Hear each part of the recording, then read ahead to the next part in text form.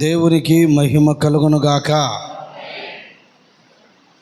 ఈ good Friday ఆరాధనలో చేరి వచ్చిన మీ అందరికీ నా హృదయపూర్వకమైన వందనములు. హల్లెలూయా.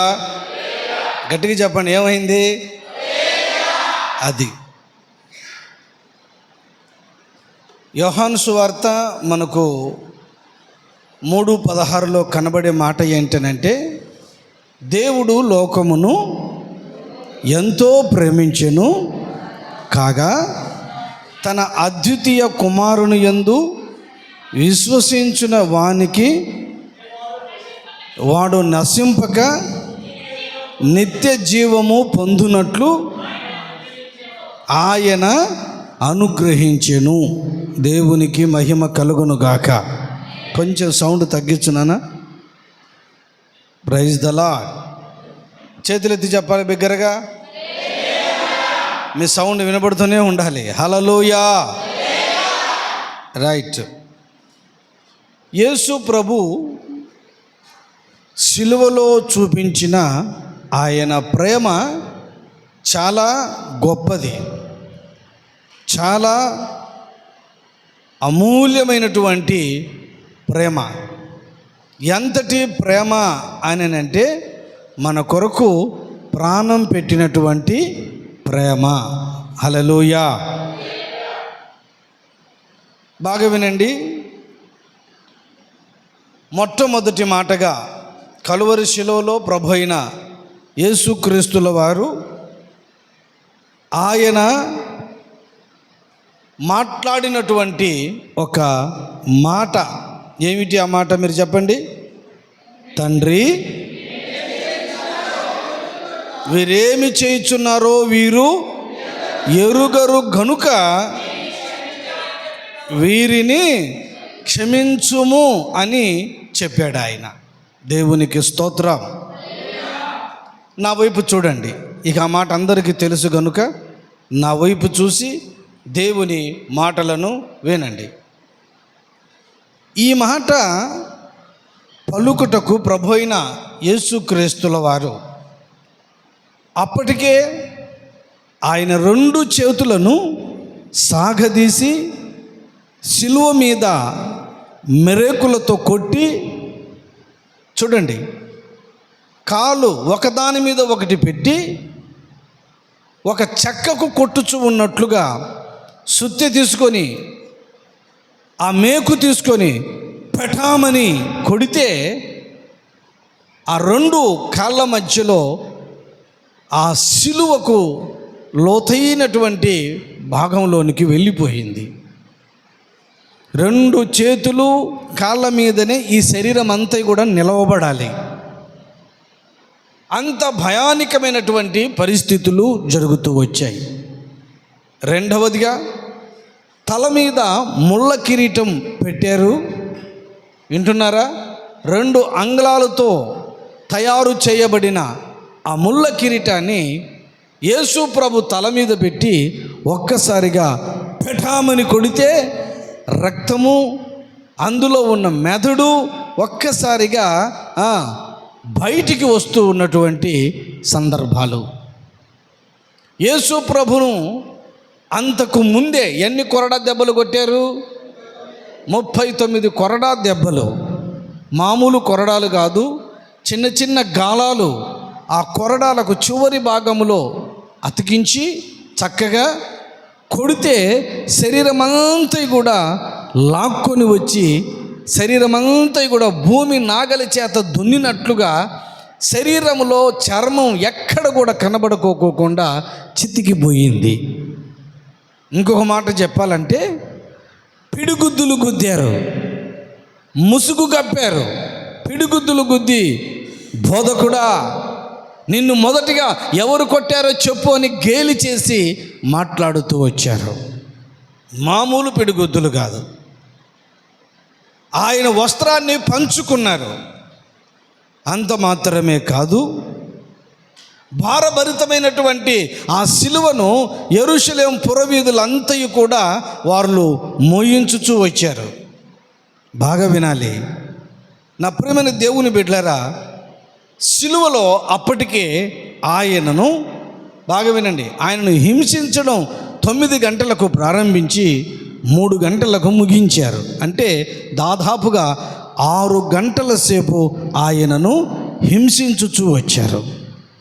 బాగా వినండి, ఆ తరుణంలో జరిగినది ఏమిటయ్యా అని మనం చూస్తే, ఒకవైపున పిడిగుద్దులు గుద్దిన వారు కనబడుతూనే ఉన్నారు, మేకులతో కొట్టిన వారు అక్కడే ఉన్నారు, ముళ్ళ కిరీటం పెట్టి తల మీద సుత్తి తీసుకొని పెఠామని కొట్టిన వారు అక్కడే ఉన్నారు, డబ్బులిచ్చి అబద్ధ సాక్ష్యాలు చెప్పించిన వారు అక్కడే ఉన్నారు, అందరూ ఎదురుగానే కనబడుతూనే ఉన్నారు. కానీ ఆయన చేసిన ఒక ప్రార్థన ఏమిటయ్యా అని అంటే, తండ్రి, వీరేమి చేయుచున్నారో వీరు ఎరుగరు గనుక వీరిని క్షమించుము అని ఆయన చెప్పాడు. ఇప్పుడు ఒక్క మాటలో మనం గమనిస్తే, ఇన్ని భయానకమైనటువంటి పరిస్థితులు జరుగుతూ వచ్చాయి. ఒకవైపు దుష్ట శక్తులు భయంకరంగా క్రియ చేస్తూ ఉన్నాయి. చీకటి శక్తులు యేసు ప్రభువు మీద దాడి చేస్తూ ఉన్నాయి. సాతానుడు పగ తీర్చుకుంటున్నాడు. సాతానుడు వచ్చి డ్యూటీ చేస్తూ ఉన్నాడు. రోమా సైనికులు కాదు, రోమా సైనికులలో వాడు ప్రవేశించి వాడు డ్యూటీ చేస్తూ ఉన్నాడు. రోమా సైనికులైతే 4 దెబ్బలు కొట్టి వదిలిపెట్టేసి వెళ్ళిపోయేవారు. కానీ ఇప్పుడు అలాగ జరిగించబడడం లేదు. శరీరం అణువున కొడుతూ ఉంటే, ఆయనను కొరడాలతో కొడుతూ ఉంటే రక్తసిక్తమై ఆయన ఏమై ఉన్నాడో తెలియని పరిస్థితులలో తండ్రి అనే మాటను ఆయన మాట్లాడుచున్నాడు. హల్లెలూయా. తండ్రి అనే మాటలో అర్థం ఏమిటి అని అంటే, బాగా గమనించండి, ఆయన అంత భయంకరమైనటువంటి పరిస్థితులలో కూడా తండ్రిని విడవకుండా ఉన్నాడు. హల్లెలూయా. తండ్రిని విడవలేదు. బాగా గమనించండి, తండ్రితో విడదీయలేనటువంటి బంధం అది. తండ్రితో మారని బంధము కలిగి ఉన్నాడు. తండ్రితో శాశ్వతమైనటువంటి బంధము కలిగి ఉన్నాడు. ఇన్ని చుట్టూ కమ్ముకొని ఇంతగా భయంకరంగా హింసించిన ఆయన చెబుతున్న మాట ఏంటనంటే, తండ్రి అని పిలుస్తూ ఉన్నాడు. హల్లెలూయా. గట్టిగా చెప్పండి, హల్లెలూయా. అందుకనే పౌలు భక్తుడు ఏమంటున్నాడనంటే, క్రీస్తు ప్రేమ నుండి మనలను ఎడబాపువాడు ఎవడు? శ్రమైన, కష్టమైన, హింసైన, బాధైన, కరువైన, వస్త్రహీనతైన, ఉపద్రవమైన, ఖడ్గమైన, ఇది ఏవైనా కానీ క్రీస్తు ప్రేమలో నుండి మనలను వెడబాపునా. హల్లెలూయా. అంటే కొంతమంది శ్రమలు వస్తే ఏం చేస్తారు? ప్రభువుని విడిచిపెట్టి వెళ్ళిపోతారు. సమస్యలు వస్తే ఏం చేస్తున్నారు? దేవుని మందిరాన్ని విడిచిపెట్టి వెళ్ళిపోతున్నారు. కష్టాలు వాళ్ళ జీవితంలో, కన్నీళ్ళు వాళ్ళ జీవితంలో చూసినప్పుడు సహవాసాన్ని విడిచిపెట్టి వెళ్ళిపోతున్నారు. సేవకులను విడిచిపెట్టి వెళ్ళిపోతూ ఉన్నారు. కానీ తండ్రి, మన ప్రభు అయిన యేసుక్రీస్తు ఏమని నేర్పిస్తున్నాడంటే, కష్టాలైన, కన్నీళ్ళైనా, బాధలైనా, నిందలైనా, అవమానాలైనా, కరువైనా, ఖడ్గమైనా, అది ఏదైనా కానీ దేవుని సన్నిధిని హత్తుకొని జీవించే ఉందుముగాక. హల్లెలూయా. దేవుని సన్నిధానములో బ్రతకాలి, దేవుని సంఘములో స్థిరపరచబడాలి. ఇది దేవుడు మనకు నేర్పించుచు ఉన్నటువంటి మాట. అందుకనే యేసు ప్రభుని బాగా గమనించండి. మరియా, యోసేపులు వీళ్ళిద్దరూ కూడా ఏం చేశారు? యెరూషలేముకు వెళ్ళిపోయారు. పండుగకు వెళ్ళేటప్పుడు మధ్యలో మనతో ఉన్నాడు యేసయ్య అని చెప్పేసి తిరిగి వెళ్ళిపోయారు. కానీ యేసయ్య ఏం చేస్తున్నాడు? దేవాలయంలోనికి వెళ్ళి దేవుని మాటలను బోధించుచు, తర్కించుచు, ప్రశ్నలు అడుగుచూ ఉన్నారు. ఈయన బోధకు అందరూ కూడా ఆశ్చర్యపడుతూ ఉన్నారు.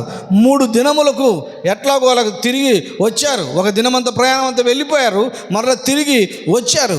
వచ్చిన తర్వాత అప్పుడు వచ్చి అంటున్నారు, మరియమ్మ ఏమని అంటున్నారు? బాబు, మీ కొరకు మేము ఏడుస్తున్నాం, నీ కొరకు దుఃఖిస్తూ ఉన్నాం, మీ తండ్రి గారు కూడా ఏడుస్తున్నారు అని అంటే, ఎవరు నా తండ్రి?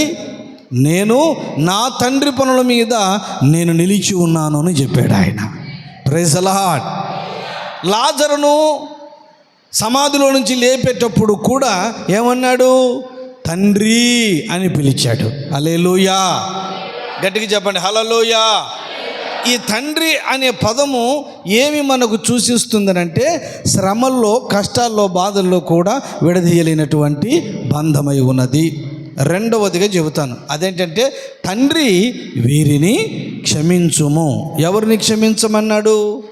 అక్కడ మనము అన్నీ కూడా గుర్తుకొచ్చే మాటలే కనబడుతూ ఉన్నాయి. ఎవరిని క్షమించాలి ఇక్కడ మనం చూస్తూ ఉన్నప్పుడు బాగా వినాలి. అంటే తండ్రి వీరిని క్షమించుమనంటే ప్రధాన యాజకుడు చేస్తున్నటువంటి ప్రార్థన మన ప్రభు అయిన యేసుక్రీస్తుల వారు చేస్తూ ఉన్నాడు. హల్లెలూయా. మన పక్షమందు ఎవరు ప్రార్థన చేస్తున్నారు? యేసుక్రీస్తుల వారు ప్రార్థన చేస్తున్నాడు. పాత నిబంధన ధర్మశాస్త్ర కాలములో బాగా వినండి, ఎవరు ప్రత్యక్ష గుడారంలోనికి వెళ్ళి మన కొరకు బలి అర్పిస్తున్నాడు అంటే ప్రధాన యాజకుడు. హల్లెలూయా. ప్రధాన యాజకుడు బలి అర్పించేసి ఆ గొర్రెపిల్ల రక్తము ద్వారా మన పాపములన్నిటినీ కడిగి పరిశుద్ధపరుస్తాడు. ఎందుకనంటే ప్రధాన యాజకుడికి ఇచ్చినటువంటి అధికారం అది. హల్లెలూయా, గట్టిగా చెప్దాం హల్లెలూయా. అందుకని అక్కడ ఎవరెవరు ఉన్నారు? ప్రధాన యాజకులు. అక్కడ ఎవరెవరైతే ఉన్నారే, యేసు ప్రభుని సిలువకు వేసినటువంటి వారులలో పిలాతు ఉన్నాడు. చాకచక్యంగా తెలివిగా 2 చేతులు కడుక్కొని ఈయన యందు నాకు ఏ దోషము కనిపించటం లేదు అని చెప్పి, అంటే దోషం కనిపించట్లేదు అని చెప్పినా కూడా చేతులు కడుక్కొని చివరికి అన్నాడు, మీకు ఇష్టం వచ్చినట్టు మీరు చేయండి అని చెప్పి వదిలిపెట్టేసేసినాడు. బాగా గమనించండి ప్రియమైన దేవుని బిడ్డలారా, అతన్ని కొరడా దెబ్బలు విధిస్తున్నానని చెప్పి కొరడా దెబ్బలు కొట్టించిన తర్వాత వాళ్ళు అలాగూ చెప్పారు, అలాగూ చేయొద్దు, ఆయన సిలువకు వేయండి, సిలువకు వేయండి అని అరుపులు, కేకలు వినబడుతూ వచ్చాయి. ఆ సందర్భంలో ఈయనేమో చేతులు కడుక్కొని నాకేమి సంబంధం లేదు అన్నట్లుగా వచ్చి ప్రక్కన కూర్చున్నాడు. అక్కడ అన్న కయపాలు కూడా ఉన్నారు. వాళ్ళు భయంకరమైన మోసపూరితమైనటువంటి యేసు ప్రభుని సిలువకు వేసే విషయంలో ఎంతో పాత్ర వహించినటువంటి వారు వీళ్ళు. ప్రేమైన దేవుని బిడ్డరా, ఆ తర్వాత హేరోదు రాజు కూడా ఉన్నాడు. నాకంటే ఇంకొకడు రాజు ఉండకూడదు అనేటువంటి విధానంలో ఉన్న దుర్మార్గుడుగా ఉన్నాడు. యేసు ప్రభు ఉన్నప్పుడే ఆ నక్కతో ఇలాగున చెప్పుము అని చెప్పి మాట్లాడుతూ వచ్చినటువంటి వాడు. ప్రియ దేవుని పిల్లారా, దేవుని యొక్క సన్నిధానంలో మనం గమనించినప్పుడు అక్కడ పరిసయ్యులు, సద్దుకయ్యులు, వేషధారులు, వ్యభిచారులు అందరూ ఉన్నారు. వాళ్ళందరిని బట్టి ఆయన చెప్పేది ఏమిటంటే వీరిని క్షమించుము. హల్లెలూయా. ఇప్పుడు మనం గమనించాలి, వీరిని క్షమించుము అనే దగ్గర అక్కడ యేసును సిలువకు వేసిన వాళ్ళే కాదు, పిడిగుద్దులు గుద్దిన వారు కాదు, ముళ్ళ కిరీటం పెట్టిన వారు కాదు, ఇంకా అక్కడ ఆయన ఎగతాళి చేసి గేలి చేసిన వాళ్ళు కాదు. ఆ లెక్కలు ఎవరు ఉన్నామనంటే నేను కూడా ఉన్నాను అని నువ్వు అనుకోవాలి. Praise the lord. ప్రపంచంలో ఉన్న వారందరూ కూడా ఉన్నారు అప్పుడు. ఎందుకని? వీరిని క్షమించుము అని పదములో. నా ప్రియమైనటువంటి దేవుని బిడలారా, దేవుని యొక్క సన్నిధానంలో మనము గమనించినప్పుడు ఆయన ఎలాంటి వాడయ్యానంటే మనలను క్షమించగలిగిన వాడు. ఎంత పాపమును క్షమించగలడు ఆయన? ఎన్నిసార్లు క్షమించగలడు? స్పీడ్ తగ్గించు. ఎన్నిసార్లు క్షమించాలి మనము? 70 ఏండ్ల మట్టుకు క్షమించాలట. ఎన్ని ఏండ్లు? నువ్వు 70 ఏళ్ళు చెబుతున్నావన్నా ఇది ఎక్కడ సాధ్యం అవుతుంది? 1 సంవత్సరం, 2 సంవత్సరాలు, 5 సంవత్సరాలు క్షమించాలంటే మా వల్ల అయ్యే పని కాదు అని ఖరాఖండిగా చెబుతున్నాం. ఒకసారి క్షమించాలా, 2 సార్లు క్షమించాలంటే ప్రభు అయిన యేసుక్రీస్తు వారు చెప్పారు 70 ఏండ్ల మట్టుకు నువ్వు క్షమిస్తూనే రావాలని చెప్పాడు. అలా క్షమించుతూనే రావాలని చెప్పేసి పాపం చేసే వాళ్ళకు నువ్వు 70 ఏళ్ళ వరకు పాపం చేస్తూనే ఉండాలని చెప్పాడా? చెప్పాలి. నువ్వు 70 సంవత్సరాలు పాపం చేస్తూనే ఉండరా? 70 సంవత్సరాల వరకు వాళ్ళు క్షమిస్తూనే ఉంటారని చెప్పాడు ఆయన.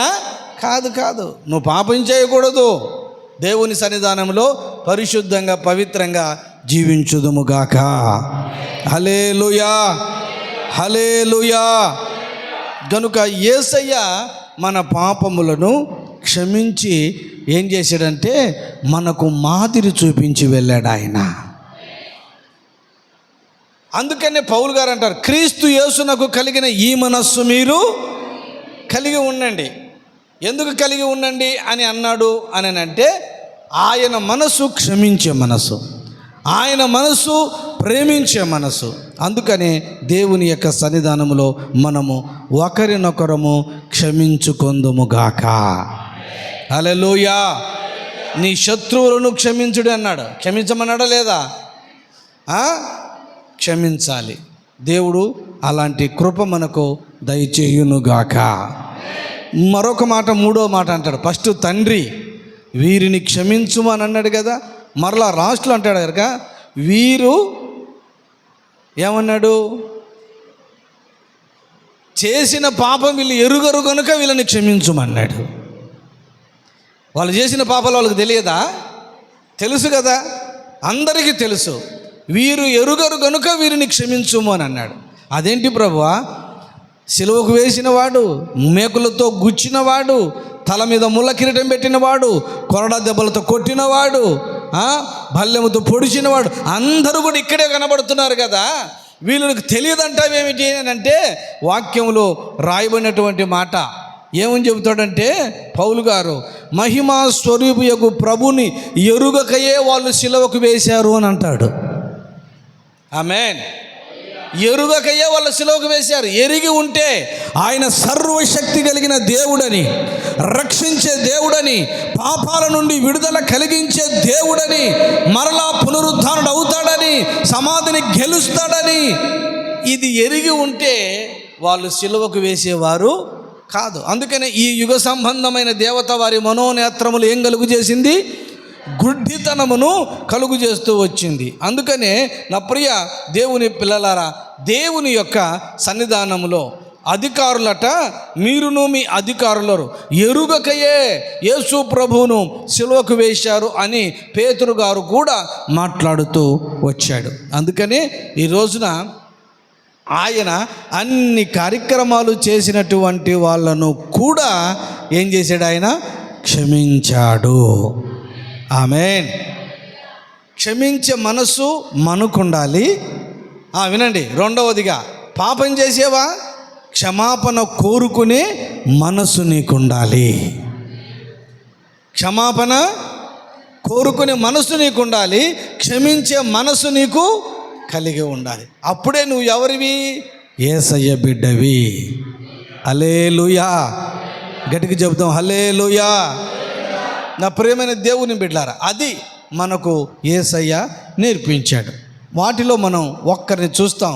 స్తెఫను ఏమన్నాడు? రాళ్లతో కొట్టి చంపుతూ ఉన్నా కానీ, తండ్రి వీరేమి చేస్తున్నారో వీరెరుగరు కనుక వీరిని క్షమించుము. యేసు ప్రభు చేసిన ప్రార్థనే ఈయన కూడా చేశాడు. ఎక్కడ నేర్చుకున్నావయ్యా, ఎక్కడ చూసావు, ఎవరు నేర్పించారు అని అంటే ప్రభు అయిన యేసు క్రీస్తుల వారు నేర్పించినటువంటి ఆ మార్గంలో నడిపించబడుతూ వచ్చాడు. దేవునికి మహిమ కలుగునుగాక. హల్లెలూయా. దేవుడు ఈ మాటలను మన వినికిడిలో ఆశీర్వదించునుగాక. హల్లెలూయా. రెండవ మాట, వచ్చాడు సభాధ్యక్షులు వచ్చారు. సభాధ్యక్షుల గారికి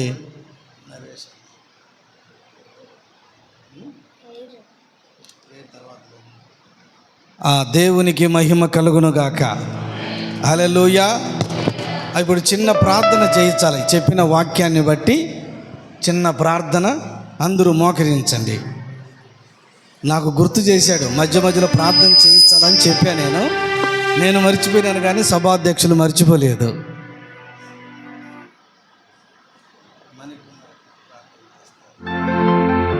అనుకుమార్ అంటే ప్రార్థన చేస్తారు.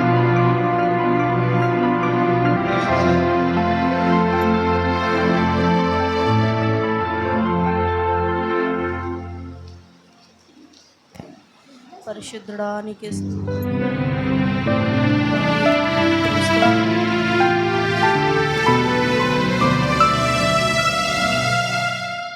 పరిశుద్ధుడా నీకే స్తోత్రం.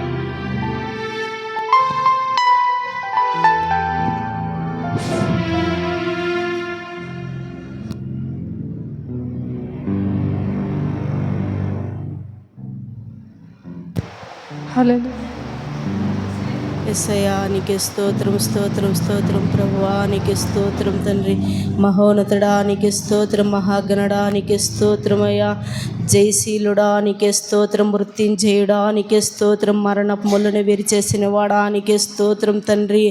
సజీవుడవైన దేవా నీకే స్తోత్రం తండ్రి. నీ ఘనమైన పాదములకే వందనములు, స్తుతి స్తోత్రం తన ప్రభువా.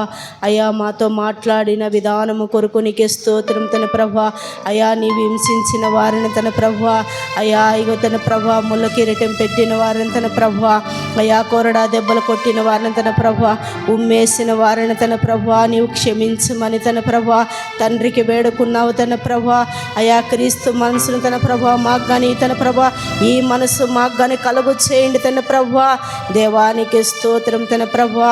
ఇగో తండ్రి నీకే స్తుతి స్తోత్రం తన ప్రభువా. పరిశుద్ధాత్మ దేవానికి స్తోత్రం తన ప్రభువా. అయా మేమితరులను తన ప్రభువా క్షమించే మనసును దయచేయండి తన ప్రభువా. అయా చేసిన తప్పిదములన్నీ తన ప్రభువా, అయా ఇగో తన ప్రభువా క్షమించమంటున్నావు తన ప్రభువా. ఈ మనసు మగ దయచేయండి తన ప్రభువా. పరిశుద్ధాత్మ దేవానికే స్తోత్రం తన ప్రభువా. అయా స్తెపన తన ప్రభువా వీరేమి చేయుచున్నారో వీరు ఎరగను కనుక వీరిని క్షమించమని తన ప్రభువా. అయా స్తెపన మీకు మొరపెట్టినట్లు తన ప్రభువా దేవానికే స్తోత్రం తన ప్రభువా. మమ్మల్ని తన ప్రభువా అయా ఏలని చేసిన వారు, ఎగతాళి చేసిన వారు, తృణీకరించిన వారిని తన ప్రభువా మేము కానీ క్షమించే మనసును దయచేయండి తన ప్రభువా. ఆ విధంగా మీరే సహాయం చేయండి తన ప్రభువా. మమ్మల్ని తగ్గించుకుంటూ నేను ఆమె ఇచ్చిస్తూ యేసు నామములో అడిగి వేడుకుంటున్నాం తండ్రి, ఆమేన్.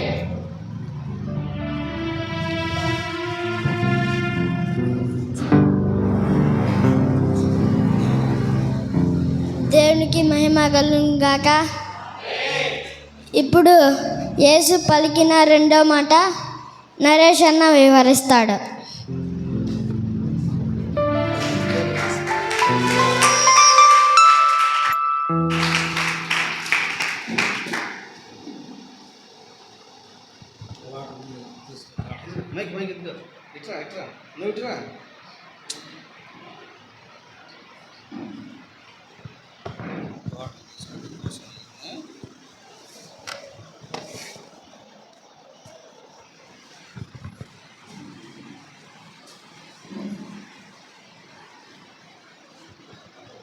హల్లెలూయా.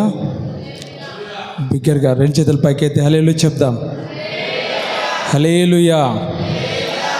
మరి నాకు ఈ అవకాశాన్ని కలగజేసిన దేవాది దేవుడు మనం ప్రభు అయిన యేసుక్రీస్తు నామముకు కృతజ్ఞతాస్తుతులు చెల్లిస్తున్నాను. మరి అంతేకాకుండా ఈ అర్హత యోగ్యత లేకుండా మమ్మల్ని మరి మా ఆత్మీయ తండ్రి ఈ విధంగా ప్రోత్సహించి మరి ప్రేమతోనూ మరి ఎన్నో విషయాల్లో బాధ పెట్టినాను కూడా మరి ఈ విధంగా నిలబెట్టి ప్రేమ చూపించిన విధానాన్ని బట్టి మా ఆత్మీయ తండ్రికి నా ప్రత్యేకమైన వందనాలు, తల్లిగారికి కూడా వందనాలు చెల్లిస్తున్నాను. మరి ఇక్కడికి వచ్చిన సంఘానందరికీ కూడా నా ప్రత్యేకమైన వందనాలు చెల్లిస్తున్నాను. హల్లెలూయా. మరి మొదటిగా ఈరోజు ఎందుకోసం అందరం ఇక్కడికి వచ్చాం? గుడ్ ఫ్రైడే అందరికీ తెలుసు కదా, అందరికీ గుడ్ ఫ్రైడే అని తెలుసు. గుడ్ ఫ్రైడే అంటే దేవుడు మన కొరకు పుట్టినరోజు, అంతే కదా. అందరూ నమ్ముతున్నప్పుడు వాళ్ళందరూ కూడా రెండు చేతుల పైకైతే హల్లెలూయా చెప్పండి. అయితే అందరూ నమ్ముతున్నారా? దేవుడు ఈరోజు మన కొరకు పుట్టినరోజా? చనిపోయిన రోజు. కానీ అందరూ క్రిస్మస్ అనుకొని వచ్చినట్టున్నారు. అయితే కాదు కదా. దేవుడు మన కొరకు శిలువ పైన బలియాగమైన రోజు. హల్లెలూయా. మరి మొదటిగా అన్నగారు మొదటి మాట చెప్పారు. రెండవ మాట మరి నాకు ఇచ్చిన మాట చదువుదాం. లూకాసు వార్త 23:43. అందుకు ఆయన వారితో, నేడు నీవు నాతో కూడా పరదేశంలో ఉందువని నిశ్చయముగా నీతో చెప్పుచున్నాను. హల్లెలూయా. మరి మా సభ అధ్యక్షులు పర్మిషన్ ఇస్తే ఒక ముగ్గురి వ్యక్తులను స్టేజ్ మీదకి పిలవచ్చా అని కోరుకుంటున్నా. అధ్యక్షులు గారు పర్మిషన్ ఇస్తారా? కొంచెం ఒక ముగ్గురు వ్యక్తులు పిల్లలు ముగ్గురు పైకి రండి.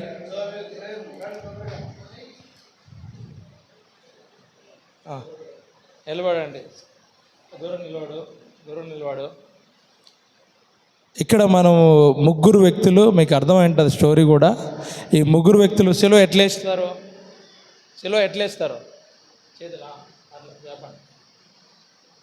ఇక్కడ మధ్యలో నిలబడుకున్న వ్యక్తి ఎవరండి? యేసుక్రీస్తు. సూపర్, మీరు నాకంటే సూపర్ మీరు. ఇక్కడ ఇటు దొంగ, ఈడు పెద్ద దొంగ. ఇద్దరు దొంగల మధ్యలో కూడా యేసు ప్రభును సిలువ వేయడం జరిగింది. ఇక్కడ ఉన్న విషయం ఏంటంటే, ఈ ఇద్దరి మధ్యలో కూడా ఇద్దరు కూడా దొంగతనం చేసిన వ్యక్తులే. అంటే ఇద్దరు కూడా దొంగలే. ఇద్దరు కూడా పాపం చేసిన వ్యక్తులే, చేయరాని తప్పులు చేసిన వ్యక్తులే. అనేకమైన విషయాల్లో కూడా వీళ్ళిద్దరూ శిక్షను అనుభవించాల్సిన వ్యక్తులు వీళ్ళిద్దరూ. ఈయన ఎవరు? యేసు ప్రభు. ఈయన తప్పులు చేశాడా? ఏమి తప్పులు చేయలేదు. ఈయన ఏమన్నా చేయరాని పాపాలు చేశాడా? ఏమీ చేయలేదు. కానీ ఈయనను కూడా శిక్ష వేయాల్సి వచ్చింది. ఎందుకోసం శిక్ష వేయాల్సి వచ్చిందంటే, మన పాపాల కొరకు, మన శాపాల కొరకు ఈయనని సిలువ వేయడం జరిగింది. హల్లెలూయా. మరి ఇక్కడ జరుగుతున్న ఈ విషయం ఏంటంటే, ఇక్కడ ఒక దొంగ, మొదటి దొంగ ఏమంటున్నాడంటే, యేసు ప్రభుతో మాట్లాడుతున్నమాట, ఇదిగో నువ్వు నిజమైన దేవుడు అయితే, నిజమైన లోక రక్షకుడు అయితే, ఇదిగో నిన్ను నువ్వు కాపాడుకొని, ఏమంటున్నాడు?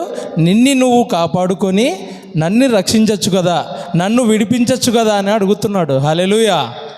ఇక్కడ రెండో దొంగ ఏమంటున్నాడంటే, ఈ దొంగ ఏం మాట్లాడుతున్నాడంటే, ఇదిగో నువ్వు లోక రక్షకుడు అని తెలుసు. ఆయనకు తెలుసా ఏమన్నా లోక రక్షకుడు అని? కాదు.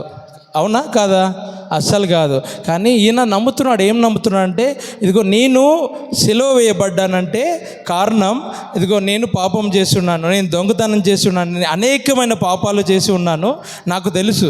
నన్ను సిలువ వేశారంటే నాకు తెలుసు. ఎందుకు వేశారంటే, నేను చేసిన విధానాలను బట్టి, నేను చేసిన తప్పులను బట్టి నన్ను సిలువ వేశారని చెప్పి అక్కడ ఉన్న అధికారులతో చెప్తున్నాడు.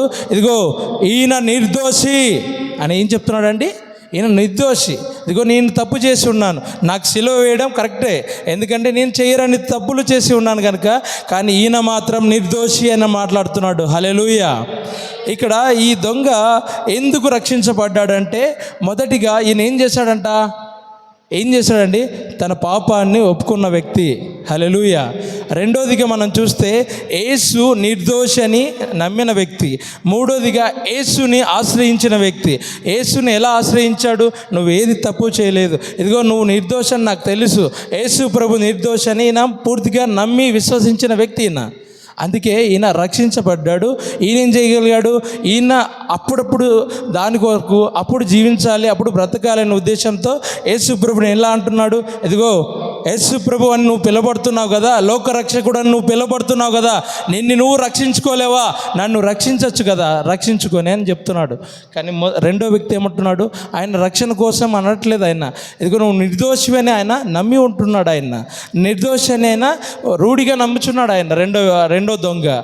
ఇక్కడ మనం చూస్తే మన జీవితాల్లో కూడా చాలామంది ఇంకా మనం దొంగకు వచ్చిన అవకాశం, ఈ దొంగకు వచ్చిన అవకాశం ఏదైతే ఉందో ప్రతి ఒక్కరికి వస్తుందా అండి? చివరిలో వస్తుంది. ఎవరికైనా? ఎవరికి రాదు. ఈ దొంగకు వచ్చిన అవకాశాలు చాలామందికి వస్తూనే ఉంటాయి. ఎందుకంటే ఆ సందర్భాన్ని బట్టి వాడుకునే వాళ్ళు చాలామంది ఉంటారు.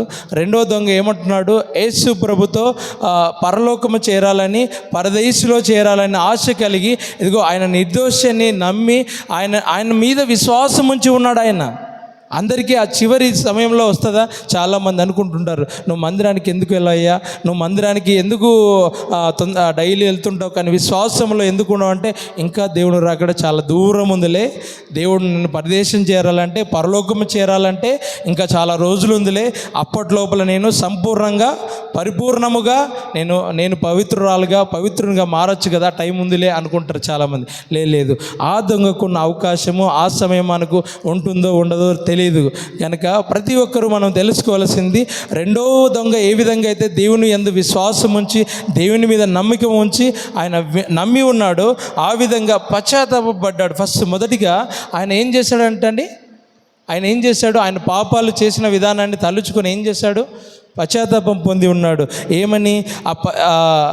ఇదిగో నేను దొంగతనం చేశాను, నేను చోరీ చేశాను, నేను అనేక విషయాల్లో హింసలు చేశాను, అనేక తప్పిదాలు చేశానని ఆయన మొదటిగా ఆయనకైనా ఏం చేశాడు? ఆయన పశ్చాత్తాపం పొంది ఉన్నాడు. ఈ దేవుని వాక్యంలో రాయబడి ఉంటుంది, సిలువ రక్తము ఏం చేస్తుందంట? క్షమాపణకు మార్గం చూపిస్తుందంట. సిలువ రక్తం ఏం చేస్తుందంట? రక్తము లేకుండా ఏమైనా ఉంటుందా? క్షమాపణకు మార్గం ఉంటుందా? ఏమీ ఉండదు. యేసు రక్తము చేత మాత్రమే మనకు క్షమాపణ లభిస్తుంది. హల్లెలూయా. ఒక వ్యక్తి, చిన్న ఎగ్జాంపుల్ చెప్తా మీకు. ఒక వ్యక్తి జీవితం అంతా కూడా చెడ్డ పనులు చేస్తూ తిరుగుతూ తాగుతూ అనేక విషయాల్లో చేస్తూ ఎన్నో విషయాల్లో రోజులు గడుస్తున్నా కూడా తిరుగుతూ అనేక విషయాలు అట్లా చేస్తూ భయంకరమైన బయట తిరుగుతూ తాగుతూ వ్యభిచరిస్తూ అన్ని విషయాలు అలా చేస్తూ దేవుని రాకడ వచ్చినప్పుడు అంట చివరిలో దేవుని వైపు తిరిగి దేవునికి ఏం కావాలంట? దేవునికి ఏం కావాలి? దేవుడు ఏం అడుగుతాడు? పొట్టేళ్ళు అడుగుతాడా? ఏమన్నా అడుగుతాడా? ఏం అడగడు. దేవుడు ఏం అడుగుతాడు? దేవుడు హృదయాన్ని మాత్రమే అడుగుతాడు. కానీ ఆయన మనకి శరీరాన్ని ఇచ్చాడు. ఆయన శరీరాన్ని బలియాగంగా చేసి ఆయన రక్తముతో మన అందరినీ కడిగాడు. హల్లెలూయా. ఇక్కడ మనం చూస్తే ఎందరో మంది వ్యక్తులు మొదట్లో బాగా మందిరాలకు వచ్చు, మొదట్లో ఎంతగానో మరి దేవుని మీద ప్రేమ కలిగి మరి ఎంతగానో దేవునికి ఆనుకొని జీవించిన వ్యక్తులు చివరి సమయంలో దేవుని రాకడ సమయంలో అతి దగ్గర ఎప్పుడు ఉంటుందో తెలియదు. దేవుడు రాకడ ఎప్పుడు వస్తుందో, నేడో రేపో ఎప్పుడైనా ఏ క్షణమైనా కూడా రావచ్చు దేవుడు రాకడ. చాలామంది ఏమనుకుంటున్నారు, ఇన్నేళ్ళు నేను విశ్వాసంలో ఉన్నా కదా, దేవుడు నన్ను అది జ్ఞాపకం చేసుకోవని చెప్పేసి మొదటిలో అంతా కూడా దేవుని మీద ఆనుకొని జీవించి చివరిలో ఏమవుతారంటే దేవునికి దూరంగా ఎడుబాటుగా అవుతారనమాట. ఎప్పుడైతే ఎడుబాటుగా ఉన్న వ్యక్తిని దేవుడు జ్ఞాపకం చేసుకున్నాడా? దేవుడు ఆయన పశ్చాత్తాపం కలిగి దేవునికి దగ్గరగా ఉన్న వ్యక్తిని జ్ఞాపకం చేసుకున్నాడా? పశ్చాత్తాపం కలిగిన రెండవ ఏదైతే దొంగ ఉన్నాడో ఆయనని దేవుడు జ్ఞాపకం చేసుకున్నాడు. హల్లెలూయా. ఇక్కడ ఈయన ఏమన్నా ప్రతి వారము ఆదివారం గుత్తి చర్చికి వెళ్ళినాడా? 7 మెట్లు ధ్యానం చేసినాడా? కాదు కదా. మార్కన్ని ఆడ సభలు పెడుతుంటే ఆడికి పోయినాడా? కాదు కదా. రెండో దొంగ ఏడన్నా ఎక్కడికి వెళ్ళా? ఆయనకి దేవుడు అంటే తెలియదు, బాప్తిసం అంటే తెలియదు, మందిరానికి వెళ్ళిన వ్యక్తి కాదు.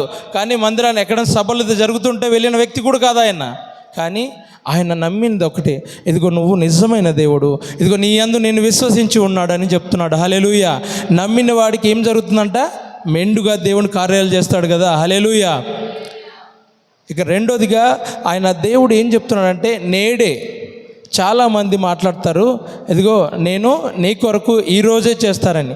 ఈరోజు చేయొచ్చు, రేపు చేస్తారు, ఎల్లుండి చేస్తారు. కానీ వ్యక్తులు మాటలు ఇస్తే ఆ వ్యక్తులు ఎప్పుడు కూడా నెరవేర్చలేరు. కానీ నా ప్రభువు మాట ఇస్తే, ఇదిగో నా ప్రభువు అంటున్నాడు, ఏమంటున్నాడంటే నేడే, ఈరోజే, ఈ క్షణమందే, రేపు ఎల్లుండి కాదండి, ఈరోజే నేను జ్ఞాపకం చేసుకుంటా అంటున్నాడు. హల్లెలూయా. ఏమంటున్నాడండి? చదవండి. నేడు నీవు నాతో కూడా పరదేశంలో ఉండు అని మాట్లాడుతున్నాడు. హల్లెలూయా. ఇక్కడ చూస్తే ఈ దొంగ బాప్తిసం పొందట్లేదు, మంచి పనులు చేయలేదు, ఏం చేయలేదు. కానీ మొదటిగా ఈయన చేసినది ఏంటంటే పశ్చాత్తాపం పొంది ఉన్నాడు. తర్వాత దేవుని కృపను పొందుకొని ఉన్న వ్యక్తి ఈయన. బాప్తిసం చేసి మంచి పనులు చేసి ఎక్కడ మందిరాలు కనపడితే, ఎక్కడ అనాథ ఆశ్రమం కనిపిస్తే భోజనాలు ఇచ్చి రోడ్లో ఉన్న వాళ్ళందరికీ కలిపి ఇట్లా చేసిన వ్యక్తి ఏం కాదు. ఆయన చేసిన కార్యక్రమాలు వేరు, దొంగతనం చేస్తూ చేయరని పనులన్నీ చేసిన వ్యక్తి. కానీ ఈయన చేసింది ఏంటంటే దేవుని నమ్మాడు ఫస్ట్ ఆఫ్ ఆల్. రెండోదిగా ఆయన తప్పు తెలుసుకుని ఉన్నాడు, ఆయన పశ్చాత్తాపం కలిగి ఉన్నాడు. అందుకే దేవుని కృప ఆయన వెంబడించింది. హల్లెలూయా. అందుకే నేడే దేవుడు కార్యము చేస్తానని చెప్పి ఈ దొంగతో మాట్లాడుతున్నాడు. ఈడే ఉన్నాడా? ఈ దొంగతో మాట్లాడుతూ ఉన్నాడు. హల్లెలూయా. ఇక్కడికి వచ్చినారు రద్దా? ఈయన మొదటిగా చేసినది ఏంటంటే దేవుని యందు విశ్వాసం ఉంచి ఉన్నాడు. ప్రభువా ఏమంటున్నాడు? ప్రభువా నీ రాజ్యంలో నన్ను జ్ఞాపకం చేసుకొని మాట్లాడుతున్నాడు. అతను యేసు పైన విశ్వాసం ఉంచి ఉన్నాడు. ఎందుకు విశ్వాసం ఉంచి ఉన్నాడంటే ఈయన రాజుని ఎందుకు తెలుసుకుని ఉన్నాడు? ఈయన కిరీటం ఉందా? కిరీటం ఉందా? ఈయనకి ఏమన్నా గుర్రాలు పెద్ద పెద్దవన్నీ ఏమైనా ఉన్నాయా? ఈయన సింహాసనం మీద కూర్చుని ఉన్నాడా? మరి ఏం చేశాడు? ఎందుకు ఈయనే రాజని ఎందుకు నమ్మాడు? ఈయన ఎందుకు నమ్మాల్సి వచ్చింది ఈ దొంగ? ఇప్పుడు ముగ్గురు సమానంగా సెలవు వేశారు ఉన్నారు కదా, కానీ ఈయనే నిజమైన రాజు అని ఎందుకు నమ్మాల్సి వచ్చింది? ఆయన కిరీటం పెట్టుకొని బంగారు కిరీటం పెట్టుకున్నాడా? చేతులకన్నీ బంగారు చొక్కా, బంగారు ప్యాంటు ఇవన్నీ వేసుకొని ఉన్నాడా యేసు ప్రభు? కాదు కదా. ఆయన చిన్న గుడ్డతో ఆయన కూడా సెలవు వేయబడ్డాడు.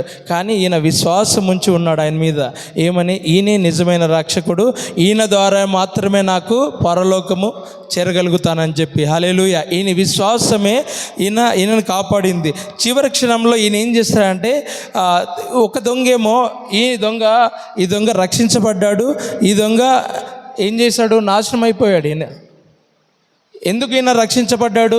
ఈయన యందు విశ్వాసం ఉంచి ఉన్నాడు కనుక, యేసు ప్రభు యందు నమ్మిక ఉంచి ఉన్నాడు కనుక మాత్రమే ఈయన రక్షించబడ్డాడు.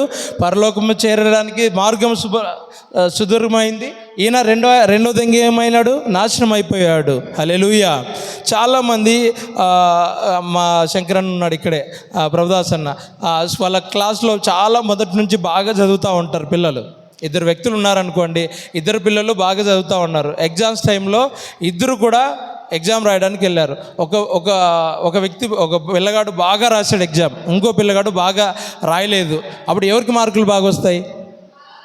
బాగా రాసిన పిల్లడికి మార్కులు వస్తాయి. మీరు చాలా బాగా మాట్లాడుతున్నారు, బాగా రెస్పాండ్ అవుతున్నారు. హల్లెలూయా. బాగా రాసిన వ్యక్తి ఏదైతే ఉన్నారో మంచి మార్కులు పొందుకుంటాడు. అంతే. దేవుని యందు ఎవరైతే చివరిగా విశ్వాసం ఉంచి ఉంటారో వారు మాత్రమే పరలోకం చేరుతారు. హల్లెలూయా. మొదటిగా నేను విశ్వాసంలో ఉన్నా, ఇంత బాగా పరిచర్లో ఉన్నారని కాదు దేవుడు కావాల్సింది. నువ్వు చివరిలో ఏ పరిస్థితిలో నువ్వు ఉన్నావో, ఏ సందర్భంలో నువ్వు ఉన్నావు అనేదే దేవుడు చూస్తాడు. కాబట్టి దేవుడు మాట్లాడుతున్న మూడు మాటలు చెప్తా. ఒకటి, పశ్చాత్తాపము కలిగి ఉంటే క్షమాపణ లభిస్తుంది. రెండోది, కృప ఉంటే రక్షణ మనందరికీ కలుగుతుంది. మూడోది, ఇప్పుడే నిర్ణయం తీసుకుంటే పరలోకము చేరుతాము. హల్లెలూయా. కాబట్టి దేవుడు ఈ క్షణమని దేవుడు అంటుంది నిశ్చయముగా. లాస్ట్లో ఏమంటున్నాడు? నిశ్చయముగా. చాలామంది అంటారు నేను చేస్తానులే అంటారు. వాళ్ళు చేసిన మాటలు కొన్ని చేస్తారు, కొన్ని చేయకపోవచ్చు. కానీ దేవుడు మాటిస్తే దేవుడు అంటున్నాడు నిశ్చయముగా నేడు నీవు నాతో కూడా పరదేశంలో ఉందని. దేవుడు ఒక్కసారి మాట ఇచ్చాడంటే ఆయన తప్పే వ్యక్తి కాదు. మనుషులు మాట ఇస్తే వాళ్ళు తప్పిపోవచ్చేమో, కొన్నిసార్లు నీకు సహాయం చేయకపోరేమో. కానీ నా దేవుడు మాట ఇస్తే దేవుడు మర్చిపోయే దేవుడు కాదు మన దేవుడు. హల్లెలూయా. కాబట్టి దేవుడు నాకు ఇచ్చిన ఈ వాక్కులను బట్టి, ఈ రెండో మాటను బట్టి ప్రత్యేకమైన స్తోత్రాలు చెల్లిస్తున్నాను. మరి అంతేకాకుండా ఇచ్చిన ఆత్మీయ తండ్రికి నా ప్రత్యేకమైన వందనాలు చేస్తున్నాను. మా సభ అధ్యక్షులు కూడా నా ప్రత్యేకమైన వందనాలు చెల్లిస్తున్నాను. హల్లెలూయా. మీరు వెళ్ళిపోవచ్చు.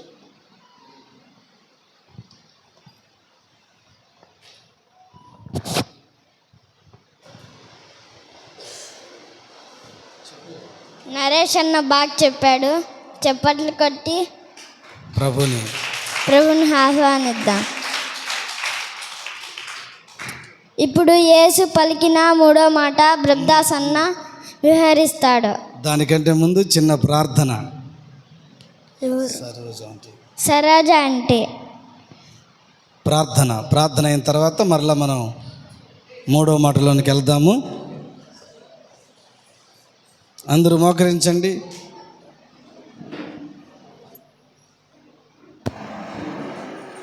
స్తోత్రం స్తోత్రం స్తోత్రం స్తోత్రం. మహాపరిశుద్ధుడైన యేసయ్య, ప్రేమ నమ్మకం కలిగిన దేవా, గొప్ప దేవా, మంచి దేవా, వందనాలనైనా స్తోతులనైనా స్తోత్రాలు తండ్రి. అవును నా తండ్రి ప్రభువ యేసయ్య, ఈరోజు గుడ్ ఫ్రైడే ఆరాధననైనా శుభ శుక్రవారం నా తండ్రి ప్రభువ, నువ్వు మా కోసమే సిలువలో బలియాగమైన రోజునైనా తండ్రి ప్రభువ, ఈరోజు నీ మందిరానికి వచ్చి నీ మాటలు విని నేను స్తుతించే కృపను మీరు మాకందరికీ దయచేసినందుకు స్తుతులు స్తోత్రాలు తెలియజేసుకుంటున్నాం తండ్రి ప్రభువ.